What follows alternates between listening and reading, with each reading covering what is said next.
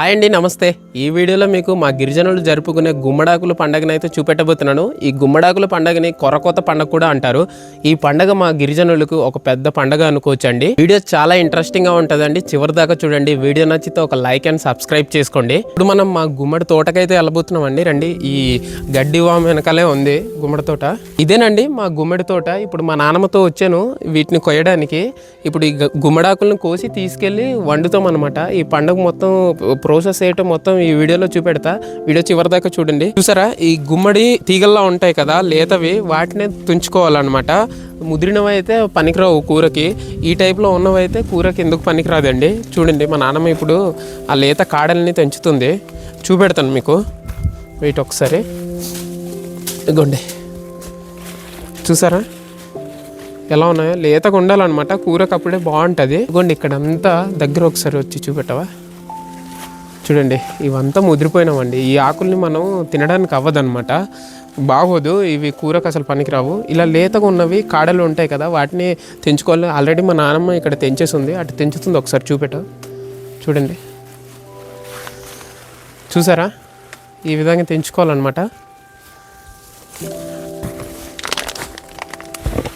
ఇవ్వండి, ఇలా తీగల్లా ఉంటాయి ఇవి. చూసారా ఎలా పాకుతున్నాయో? ఓకే, ఇవంతా చాలా తుప్పలైపోయాయండి. మేము చాలా రోజులైంది ఈ విత్తనాలు వేసినప్పటి నుంచి ఈ ప్లేస్కి అంక రాలేదన్నమాట. అందుకే ఈ గడ్డి కూడా పెరిగిపోయింది బాగా. పాములు కూడా ఎక్కువ ఉంటాయి ఈ ప్లేస్లో. అయితే జాగ్రత్తగా మనం చూసుకొని ఇవి కొయ్యాలి. మా నాన్నమ్మకి తెలుగు రాదు, ఒడియా అయితే మాట్లాడుతుంది. అందుకనేసి అన్నీ నేనే చెప్తాను ఈ వీడియోలో కూడా. కొద్దిగా అడ్జస్ట్ చేసుకోండి. మొత్తం తుప్పలైపోయాయండి. ఆ కత్తి కూడా తెచ్చుకున్నాం ఇవన్నీ నరికేద్దాం అనేసి. మా నాన్నమ్మ చూడండి క్లీన్ చేస్తుంది, పనిలో పని అనేసి ఆ కత్తి కూడా తెచ్చింది మొత్తం క్లీన్ చేయడానికి.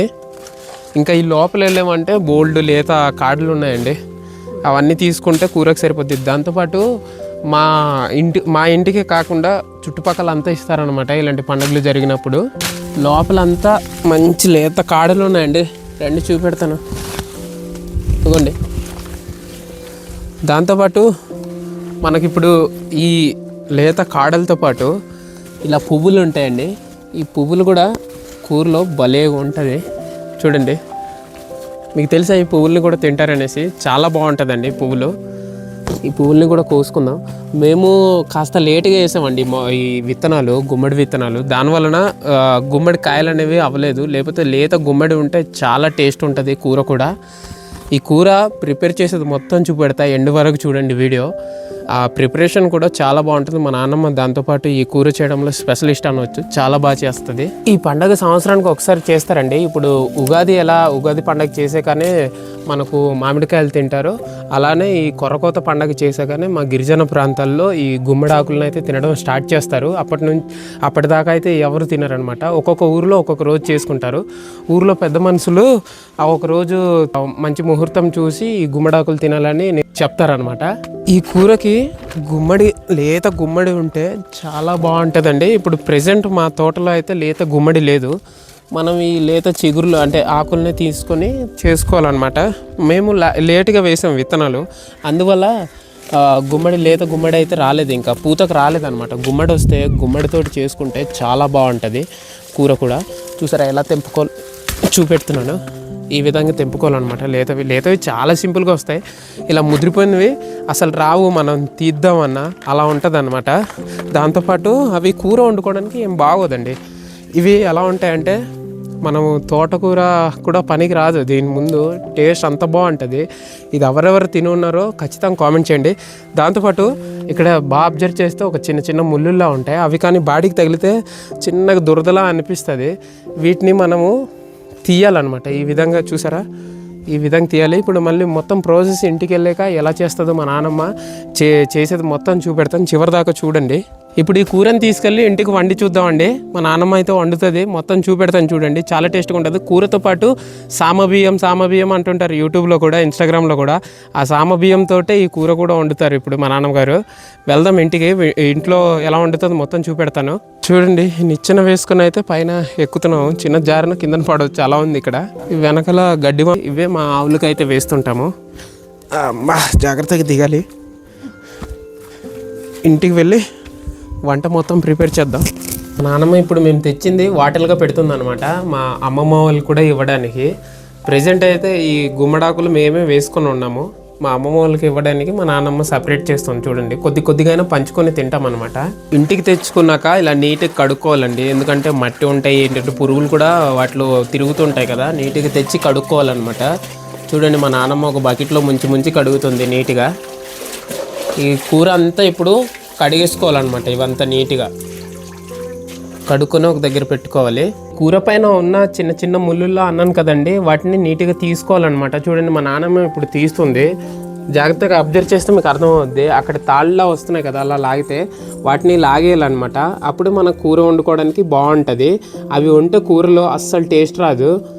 చిన్న ముళ్ళులా ఉంటాయి చూడండి, ఇదిగోండి, బాగా అబ్జర్వ్ చేయండి, ఇది కనిపిస్తున్నాయా, వీటిని తీసేయాలన్నమాట. నాన్నమ్మతో కలిసి నేను కూడా చిన్న హెల్ప్ చేస్తున్నానండి ఇవి తీయడానికి. చూడండి, చాలా సింపుల్గా వచ్చేస్తాయి ఇవి, చూసారా, తాళ్ళలో వస్తున్నాయి. ఇవి ఉండకూడదు అనమాట కూర వండేటప్పుడు, దీనివల్ల కూర టేస్టే మారిపోద్ది. ఈ పండగలో నార్మల్గా ఇప్పుడు కోసేటప్పుడు చాలామంది కోరుకుని ఉంటారండి దేవుడికి. చాలామంది ఎలా అంటే ఇప్పుడు కోడిని కోస్తారు, తర్వాత కొబ్బరికాయలు కొడతారు. చాలా తక్కువ మంది అలాగ అనుకోండి. మేమైతే నేను చిన్నప్పటి నుంచి చూస్తున్నాను, ఏం అలాంటివి లేవు. వెళ్ళినప్పుడు దేవుడిని కోరుకొని నీటి కోసేస్తారనమాట. అలాంటి ఏమో బలిలు తర్వాత కొబ్బరికాయలు ఏం కొట్టరు మా దగ్గర అయితే. మా దగ్గర అంటే మా ఊర్లో చాలా తక్కువ మంది కొడతారండి. గుమ్మడి కూరలో ఉన్న పై పొట్టును మొత్తం తీసాక చూడండి, ఆ గుమ్మడి కూర ఎంత ఉందో దానికి సగం మా పొట్టు అయితే వచ్చింది. ఇక్కడ చూసారా, ఆ పొట్టుతో పాటు పై తీగలు ఉంటాయి కదా, వాటిని అన్నిటినీ తీసిందనమాట మా నాన్నమ్మ. ఇప్పుడు ఈ పొట్టును కూడా మా పెంకిటిల్లు పైన అయితే వేయాలన్నమాట, అది ముందు నుంచి వచ్చే ఆచారం. ఈ పొట్టును తీసుకెళ్ళి మా పెంకు పైన అయితే వేస్తుంది. ఇప్పుడు చూడండి, ఇది ఎప్పటి నుంచో వచ్చే ఆచారం అనమాట. ఈ విధంగా వేస్తుంది, అలా వేసుకుంటారనమాట. ఫస్ట్ టైం వేసేటప్పుడే ఇలా వేసుకుంటారు, తర్వాత నుంచి నార్మల్గా తినేవచ్చు. పండగ కదా ఇవాళ, అందుకనేసి అలా వేసుకున్నారనమాట. చూడండి, ఈ విధంగా కూరని ఒక దగ్గర పట్టుకొని చాలా చిన్నగా కట్ చేయాలన్నమాట. అలా ఒక 10-20 సార్లు అలా కట్ చేస్తేనే చాలా చిన్నగా కట్ అవుతాయి. చూడండి, అలా కట్ చేస్తుందో, కట్ చేసి మళ్ళీ ఒక్క దగ్గర పట్టుకొని మళ్ళీ కట్ చేస్తుంది. గుమ్మడి ఆకు కూరని కట్ చేసుకున్న తర్వాత చూడండి, మా నాన్నమ్మ సగం ఇక్కడ చేటలో పెట్టింది, ఇంకా సగం ఏమో ఇక్కడ కట్ చేసి మిరపకాయలు ఎడుతుంది ఆ పాత్రలోనే. చూసారా, సగం దాకా వేసి అందులో మిరపకాయలు అయితే కోసి పెడుతుంది అనమాట. పచ్చిమిరపకాయలు కోసుకోవాలి. పచ్చిమిరపకాయలు కోసి వేసుకున్న తర్వాత ఇలా ఉల్లిపాయలని కట్ చేసుకొని వేసుకోవాలి. మొత్తం పచ్చిమిరపకాయలు ఉల్లిపాయలు వేసుకున్న తర్వాత మళ్ళీ దానిపైన లేయర్గా మళ్ళీ మిగిలి ఉన్న ఆకుకూరని వేసుకోవాలి. చూడండి, ఈ విధంగా మా నాన్నమ్మ వేస్తుంది కదా, ఎలాగా మధ్యలో ఉండాలన్నమాట పచ్చిమిరపకాయలు ఉల్లిపాయలు, పైన కిందన ఆకుకూరే ఉండాలి. చూడండి, ఈ విధంగా వేసుకుంటుంది. చూసారు కదండి, నీట్గా సర్దుకోవాలన్నమాట. వేసాక కూడా ఆ కూరకి తగినంత కాస్త వాటర్ పోసుకోవాలండి. నానమ్మ వంటగదికి అయితే వెళ్ళిపోయిందండి. ఇది మా వంటగది, లోపల వెళ్దాము. చూడండి, ఇప్పుడు పొయ్యి మీద పెట్టుకుంటుంది. ఇదిగోండి, కూర అయితే ఇక్కడ ఉంది. ఇప్పుడు పొయ్యి మీద పెట్టుకుందాం. ఇది ఒక 10 నిమిషాల పాటు అలా ఉంచితే ఉడికిపోద్ది. ఒక 10-15 నిమిషాల పాటు పడుతుంది. తర్వాత తాలింపు చేయాలన్నమాట. అది ఒక 15 మినిట్స్ పోయాక బాగా ఉడికిపోయిందండి. బాగా ఉడికిపోయిన తర్వాత చూడండి, మా నాన్నమ్మ సాల్ట్ వేసుకుంటుంది. ఉడకక ముందు వేస్తే సరిగా ఉడకదనమాట. ఉడికిన తర్వాత వేసుకోవాలి. ఈ విధంగా తగినంత సాల్ట్ వేయాలి. మా పొయ్యి అయితే ఇలా ఉందండి. చూడండి, 2 పక్కలు ఉంటుంది మా పొయ్యి. ఇటు మంట పెడితే ఇటు కూడా ఇంకో వంట కూడా అయిపోద్ది. మీకు అనిపిస్తుందా హోలు? తగినంత సాల్ట్ అయితే వేసుకుంటుంది మా నాన్నమ్మ. లైట్గా కలిపేసుకుంటుంది. చూడండి, ఆ గరిటె కూడా ఇటు అంటే వెనకల తిప్పి కలుపుతుందండి. చూసారా, సాల్ట్ వేసుకున్న తర్వాత అండి తర్వాత తాలింపు పెట్టుకోవాలన్నమాట నూనెతోటి. చూడండి, తాలింపు కోసం మా నాన్నమ్మ పచ్చిమిరపకాయలు ఒక 2, తర్వాత ఉల్లిపాయలు అయితే కోస్తుంది. ఆయిల్ అయితే వేసుకుంటుంది. ఇప్పుడు పచ్చిమిరపకాయలు ఉల్లిపాయలు ఆయిల్తో తాలింపు చేసుకొని అందులో వేసుకోవాలండి. చూడండి, మా నాన్నమ్మ పక్కన ఉన్న, ఇప్పుడే చెప్పాను కదండి, పక్కన ఉన్న ఇంకో పొయ్యిలో అయితే పెట్టింది. ఒకటే పొయ్యి ఒకటే మంటతోటి ఇంకోటి కూడా అవుద్ది, 2 ఒకేసారి అవుతాయి అనమాట. ఇక్కడ తాలింపు పెట్టింది కళాయిలో అండి. ఈ విధంగా తాలింపు వేసేసుకుంటుంది. నీటికి కలిపేసుకుంటే అయిపోయినట్టే. కాస్త వాటర్ కనిపిస్తుంది కదా, ఆ వాటర్ కాస్త ఇంకినట్టు అయితే దించేసుకోవడం అయిపోయినట్టే. గుమ్మడి కూర రెడీ అయిపోయిందండి. దించేస్తుంది మా నాన్నమ్మ ఇప్పుడు.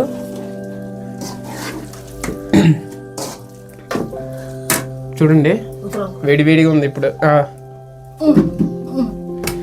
ఇగోండి,